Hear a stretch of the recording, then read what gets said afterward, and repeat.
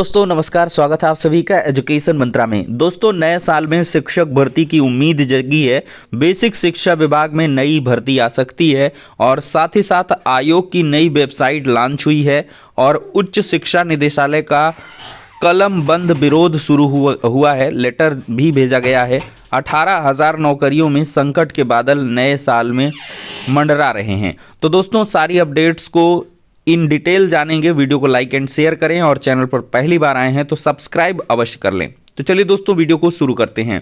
दोस्तों देखा जाए तो नए साल में शिक्षक भर्ती की उम्मीद जगी है और हमारे चैनल के माध्यम से आपको लगातार ये इन्फॉर्मेशन दी जाती हैं कि बेसिक शिक्षा विभाग में नए साल में प्राथमिक शिक्षक भर्ती आ रही है। जी हाँ दोस्तों, 2023 में एक भर्ती जरूर आएगी। अब वो चाहे जून में आए, जुलाई में आए, सितंबर में आए, अक्टूबर में आए, ये कोई नहीं जानता कि मार्च में आएगी कि अप्रैल में आएगी। ये दोस्तों सब कुछ डिपेंड करेगा नए शिक्षा सेवा चयन आयोग के सुचारू ढंग से काम करने के ऊपर, और ये बहुत जल्द आपका काम करने लग जाएगा। तो आज के दोस्तों दैनिक जागरण समाचार पत्र में भी दिया है कि बेसिक स्कूलों में भर्ती की उम्मीद, मांगे गए रिक्त पद। दोस्तों प्रदेश के परिषदीय प्राथमिक और उच्च प्राथमिक विद्यालयों के प्रधानाध्यापकों और सहायक अध्यापकों के पदों के संबंध में बेसिक शिक्षा निदेशक सुभा सिंह ने सभी जिला बेसिक शिक्षा अधिकारी से जानकारी मांगी है। यह सूचना भेजने के लिए 13 जनवरी की सीमा निर्धारित की गई है। इसमें स्वीकृत कार्यरत के साथ साथ मार्च 2023 तक रिक्त हो रहे पदों को भी शामिल करने के निर्देश दिए गए हैं। तो दोस्तों यहां पर मार्च 2023 तक जो स्वीकृत हैं, कार्यरत हैं और रिक्त पद हैं उनको सबको मांगा गया है। और दोस्तों जो रिक्त पदों की उम्मीद है वो 67,000 के करीब बताई जा रही है।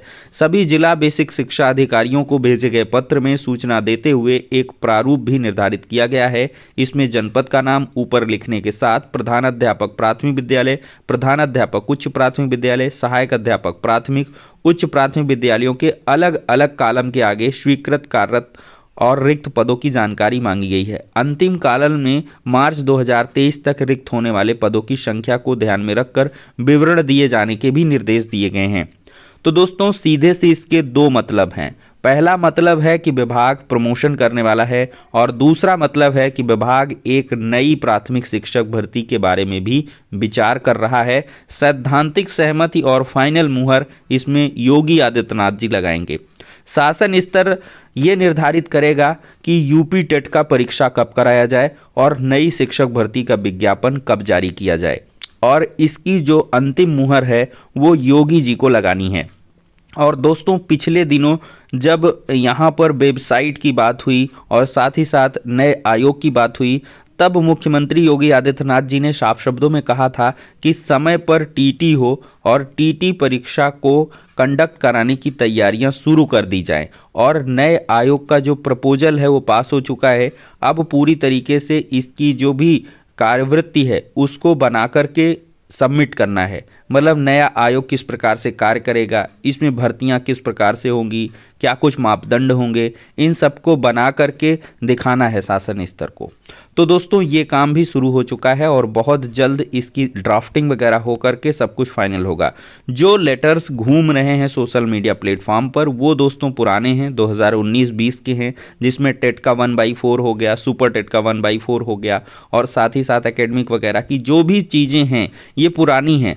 अब एज इट इज क्या वही हो सकती हैं या कुछ नया चेंज होगा? देखिए नया आयोग है, नई प्रक्रिया होगी, नया पाठ्यक्रम भी निर्धारित किया जा सकता है। ये सब कुछ भविष्य के जो कह लें कि साये में छिपा हुआ है और इसके लिए आपको इंतजार दोस्तों करना होगा। दोस्तों देखा जाए तो नए सिरे से शुरू हुई है 32,022 अनुदेशक भर्ती की लड़ाई। तो दोस्तों बेसिक शिक्षा परिषद के 45,000 से अधिक उच्च प्राथमिक विद्यालयों में शारीरिक शिक्षा विषय के 32,022 अंशकालिक अनुदेशक भर्ती की लड़ाई नए सिरे से शुरू हो गई है।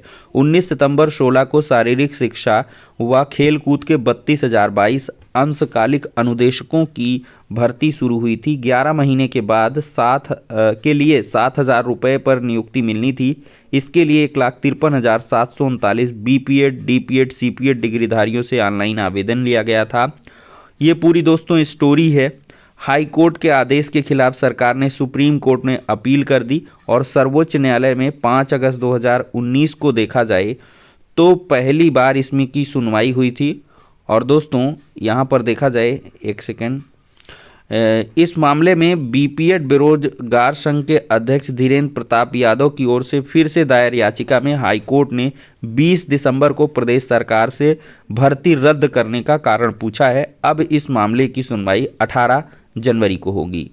तो दोस्तों देखा जाए तो सुप्रीम कोर्ट ने 10 नवंबर 2022 के आदेश में अनुदेशक भर्ती निरस्त करने के उत्तर प्रदेश के फैसले पर कोई टिप्पणी करने से इनकार करते हुए याचिकाकर्ताओं को छूट दी थी कि वो हाईकोर्ट में याचिका कर सकते हैं। और हाईकोर्ट में इन लोगों ने याचिका की और 20 दिसंबर को प्रदेश सरकार से पूछा है कोर्ट ने कि आखिरकार आपने पूरी भर्ती प्रक्रिया को रद्द क्यों कर दिया है। और सरकार इस मामले में एक ही कंप्लाइंस लगाएगी मेरे हिसाब से कि हमें खेल कूद वाले शिक्षकों की आवश्यकता नहीं है, हमारे पास पर्याप्त संख्या में पहले से ही अनुदेशक काम कर रहे हैं। दोस्तों अब देखा जाए तो नए साल में भी 18,000 पर जो छटनी का संकट है वो मंडरा रहा है। अमेजन छटनी करेगा। कंपनी ने कर्मचारियों से कहा है कि अनिश्चितता की वजह से लेना पड़ रहा है कठिन फैसला। तो नए साल में भी नौकरियों पर संकट बना है। मेटा और ट्विटर जैसी बड़ी कंपनियों के बाद अब दिग्गज ई कॉमर्स कंपनी अमेजन भी बड़े पैमाने पर छटनी की तैयारी कर रही है। अमेजन ने बुधवार को कहा है कि वह 18 जनवरी से 18,000 से अधिक कर्मचारियों को नौकरी से निकालेगी। यह आंकड़ा नवंबर 2022 में की गई 10,000 कर्मचारियों की छटनी से 80% ज्यादा है। मंदी में सबसे बड़ी छटनी कही जाएगी। तो दुनिया भर की टेक कंपनियों में हड़कंप मचा हुआ है। दोस्तों वैश्विक आर्थिक मंदी की आशंका के बीच दुनिया भर की टेक कंपनियों में हड़कंप मचा है।